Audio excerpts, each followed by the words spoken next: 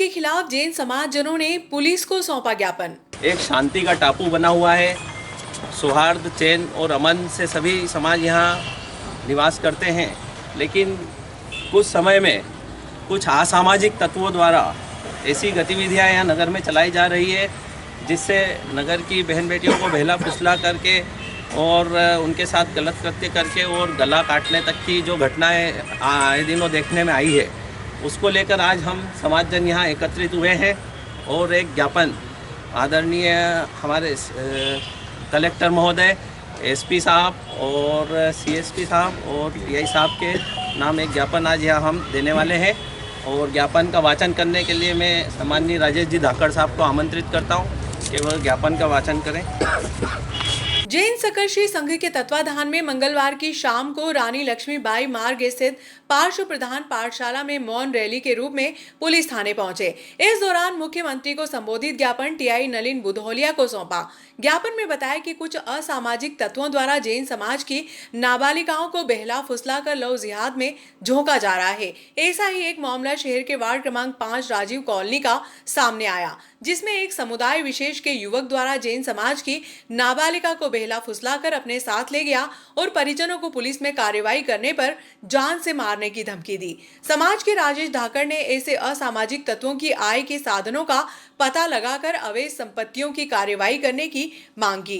घटना इस तरीके की है कि जो ये असामाजिक तत्व है, इसमें नागदा के 3 लोगों की भूमिका। एक तो वो लड़का, उसके साथ में जो 2-3 लोग थे वो वहाँ से आलोट लेके आए और एक तरीके से एक गैंग, लव जिहाद की एक गैंग है। ये क्या करते, 13, 14, 15 साल की लड़कियों को पहले बहलाते फुसलाते उनको अपने कब्जे में लेते हैं, फिर 2-3 साल उनको अपने कब्जे में लेने के बाद जब वो 18 साल की होती है और इस तरह की घटनाओं का ये घटित करते हैं। मेरा ऐसा निवेदन है कि इनके समाज के लोगों पर भी आप बातचीत करिए, उससे भी बात करिए कि भाई यदि ये करा तो उसके जितने भी अवैध धंधे हैं या उनकी जो अवैध प्रॉपर्टियां हैं या ये जो लोग इसमें शामिल हैं, इन्होंने किस तरीके से इसमें कौन कौन शामिल है, उनके खिलाफ कड़ी से कड़ी कार्रवाई हो। क्योंकि उनके भाई ने, गौरव ने, जब थाने में इस बात के लिए करा तो इन लोगों ने उसको धमकी दी कि यदि तुमने आगे कार्रवाई करी या कुछ करा तो हम उसके खिलाफ कार्रवाई करेंगे। तो हम आपके माध्यम से चाहते हैं कि जिन लोगों ये यहाँ पे इन्वॉल्वमेंट है उनके खिलाफ कड़ी से कड़ी कार्रवाई होना चाहिए, इससे आगे से इस तरह की घटना नहीं हो और 2 समाजों के बीच जो टकराव की स्थिति कई बार बनती है। क्योंकि ये सब कारण यही होते हैं, क्योंकि पूरे देश में अभी लव जिहाद के खिलाफ बहुत बड़ा एक मूवमेंट चल रहा है और निश्चित तौर पर ऊपर लेवल पे भी ये बातचीत पहुंची है और वो भी इस को लेकर चिंतित है। तो हम चाहते हैं कि नागदा का प्रशासन इसमें हमें हमारी मदद करे और उनके खिलाफ कार्रवाई करते करते करे, और जब ऐसी कार्रवाई होगी तो आगे से इस तरह का वातावरण नहीं बनेगा और नगर का और समाज का वातावरण दूषित नहीं होगा। इसको लेकर हम आपको एक ज्ञापन प्रेषित कर रहे हैं, जो जिलाधीश महोदय, पुलिस अधीक्षक, नगर पुलिस अधीक्षक और थाना प्रभारी महोदय, नागदा के युवक द्वारा ले जाने एवं परिवार की कार्रवाई न करने की धमकी देने वाले युवकों पर कड़ी कार्रवाई के संबंध में ज्ञापन। महोदयगण, उपरोक्त विषय में सकल स्त्री संघ नागदा आपको अवगत कराना चाहता है कि विगत 28 नवंबर को आगर निवासी जैन समाज की लड़की सिद्धि जैन, जिसे नगर की राजीव नगर जन्मजय मार्ग वार्ड नंबर 5 के निवासी शोएब जाफरी द्वारा बहला फुसलाकर कार में बिठाकर ले जाएगा, जिनके कारण संपूर्ण जैन समाज में रोष व्याप्त है। महोदयगण से हम आपको ये बताना चाहते हैं, वर्ग विशेष के सामाजिक तत्वों द्वारा संगठन बनाकर लव जिहाद जैसा अभियान चलाकर हिंदू समाज की बेटियों को बहला फुसलाकर तथा भ्रमित करने अपने प्रेम जाल में फंसाते हैं और उनसे विवाह का झांसा देकर उनका शारीरिक शोषण किया जाता है। यदि विवाह हो जाता है तो उन लड़कियों को जबरन अपने धर्म का पालन करने हेतु प्रताड़ित किया जाता है, जिसका विरोध करने पर उनके मौत के घाट उतार दिया जाता है। ऐसी कई घटनाएं पूर्व में हो चुकी है, जिसमें पीड़ितों को गला काटने और शरीर के टुकड़े टुकड़े भी कर दिए गए। अतः आप महोदय जैसे सकल जैन स्त्री संघ नागदा निवेदन करता है कि इन लोगों पर कड़ी से कड़ी कार्रवाई की जाना अत्यंत आवश्यक है। ऐसे लोगों की आय के साधन का पता लगाया जावे, इसके पूर्व के आपराधिक रिकॉर्डों की जांच करें, इनकी संपत्ति की जांच कर अवैध संपत्तियों पर प्रशासनिक कार्रवाई की जावे। साथ ही उपरोक्त युवक शोएब और उसके सहयोगियों पर कठोर कार्रवाई करते हुए कड़ी से कड़ी सजा दिलाई जावे, ताकि भविष्य में इस प्रकार का कोई कृत्य करने की कोशिश न करें।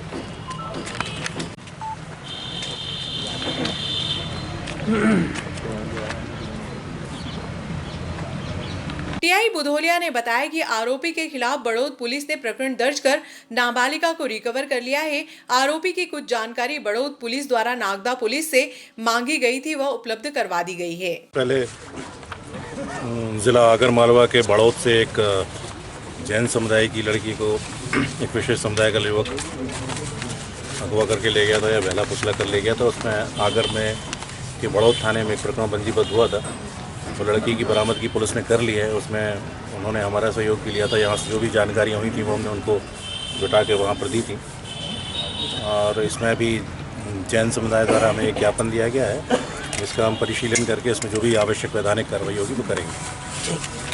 बात है नागदा जंक्शन के लिए कि ऐसे अवैधानिक कृत्य करने वाले युवकों को निश्चित ही कड़ी से कड़ी सज़ा दी जानी चाहिए। मैं भी यह मांग करता हूं प्रशासन से, क्योंकि ऐसे कार्य करने वाले निश्चित ही नगर को भी गंदा करते हैं और समाज को भी दूषित करते हैं। ये बिल्कुल ही गलत कार्य है। इसके प्रति सख्त से सख्त कार्रवाई करें और आप सख्त कार्रवाई करेंगे। इसके लिए मैं पूरे जैन समाज को भी हृदय से धन्यवाद देता हूं कि इस कार्य के लिए आप सभी एकत्रित हुए, और प्रशासन को भी कि इसके लिए और भी आगे सख्त से सख्त कार्रवाई करें। इसी निवेदन के साथ धन्यवाद। अभिभाषक संघ की चुनाव को लेकर मंगलवार की शाम 3 बजे नाम वापसी के बाद स्थिति स्पष्ट हो गई। मुख्य निर्वाचन अधिकारी लईक अहमद अंसारी के अनुसार अध्यक्ष के लिए 13 में से 9 उम्मीदवारों के नाम वापस ले लिए। अब सिर्फ 4 व्यक्ति मैदान में हैं, जिसमें अनोखी लाल सिसोदिया, पूर्वी शर्मा, संतोष कुमार साहू और विजय सिंह वर्मा शामिल हैं।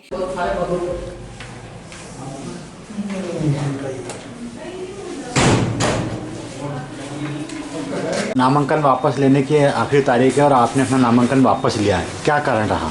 जी, अभिभाषक संघ के चुनाव आगामी 11 दिसंबर को होने जा रहे थे। इसमें मैं अध्यक्ष पद की दावेदारी में था, किंतु अभी फार्म जमा करने के बाद में मेरे ससुराल में मेरे साले के बच्चे की सगाई का कार्यक्रम तय हो गया है 10 और 11 तारीख का।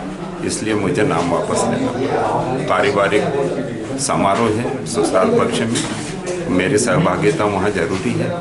इस कारण से मैंने अपना दावेदारी से नाम वापस लिया। चुनावी सरगर्मियाँ है और हम सभी अभिभाषकों में बड़े सादगीपूर्ण चुनाव हो रहा है। अभी थोड़ा चुनाव तक तो ऐसा माहौल लग रहा है कि कौन क्या खड़ा होगा क्या पता नहीं है, मगर हमें निश्चित तौर पर विश्वास है कि अभिभाषक संघ नागदा में सादगीपूर्ण चुनाव होगा, बड़े सौहार्द से चुनाव होगा, बहुत अच्छे से चुनाव होगा। अभिभाषक संघ नागदा के वर्ष 2024-25 के लिए चुनाव होना है, जिसके लिए आज नाम वापसी का अंतिम दिन था और समय 3 बजे का था। उसकी अवधि में जो नाम वापसी वाले हैं सभी ने 13 लोगों में अध्यक्ष पद के लिए थे, उनमें से सभी लोगों ने नाम वापस ले लिए हैं। केवल 4 लोग इसमें रह गए हैं जो अध्यक्ष की दावेदारी में हैं और वो चुनाव लड़ रहे हैं। इसमें एक अनोखी लाल सिसोदिया, विजय सिंह वर्मा और संतोष कुमार साहू और श्रीमती पूर्वी शर्मा, ये 4 लोग अध्यक्ष पद के लिए रहे हैं जिनके नाम। और सचिव पद के लिए 2 लोगों ने नाम वापसी लिए हैं और अब इसमें धर्मेंद्र बिलवाड़िया जी और प्रवीण जडिया जी का फार्म जमा है और ये दोनों ही फाइट कर रहे हैं। और श्रीमती प्रीति सीमाल और प्रेम कुमार सोनी ने नाम वापस ले लिए हैं। इसी प्रकार से उपाध्यक्ष पद के लिए भी 5 नाम थे, जिसमें से 2 लोगों ने नाम ले लिया, अनिल कुमार जी मीणा, गोपाल और आदित्य सिंह तंवर ने। अब इसमें शेष रहे 3 नाम, गोपाल सिंह देवड़ा, नितिन कुमार जैन और ललित जी शर्मा। अब ये तीनों लोग उपाध्यक्ष पद की ये चुनाव में फाइट रहेगी। अब सह सचिव में भी 1 नाम वापस ले लिया गया विनोद सोनी जी का, और अब अफरोज खान और विष्णुलाल चौहान दोनों सह सचिव पद के लिए दावेदारी में रहे हैं। कोषाध्यक्ष पद में 3 नाम थे, श्रीमती माधुरी रघुवंशी, जयेश जोशी और कुतुबुद्दीन कुरैशी, ये यथावत हैं। इसी प्रकार से पुस्तकालय सचिव श्रीमती हेमलता जैन, श्री सुकुंतला बुरासी, सुश्री कांता सरोज, 3 नाम रहे हैं पुस्तकालय सचिव के और तीनों ही नाम अभी यथावत हैं। इसमें कोई नाम वापसी नहीं की गई है। समय सीमा समाप्त हो चुकी है और अब यही लोग चुनाव में प्रत्याशी के रूप में रहेंगे। जयपुर में राष्ट्रीय करणी सेना के अध्यक्ष की गोली मारकर हत्या। राष्ट्रीय करणी सेना के अध्यक्ष सुखदेव गोगामणि की जयपुर में मंगलवार की दोपहर में गोली मारकर हत्या कर दी गई। महासभा के जिलाध्यक्ष जीवन सिंह तंवर लकोड़िया के अनुसार सुखदेव गोगामणि 20 अगस्त 2023 को कायथा के समीपस्थ गांव रामपुरा में महाराणा प्रताप की प्रतिमा का लोकार्पण करने के लिए स्टेट हाईवे नंबर 17 से होकर गुजरे। इस दौरान अल्प समय के लिए राजपुताना प्रतिष्ठान पर रुके भी थे। इस दौरान महासभा के राष्ट्रीय उपाध्यक्ष भेरू सिंह चौहान आदि ने इनका स्वागत भी किया था।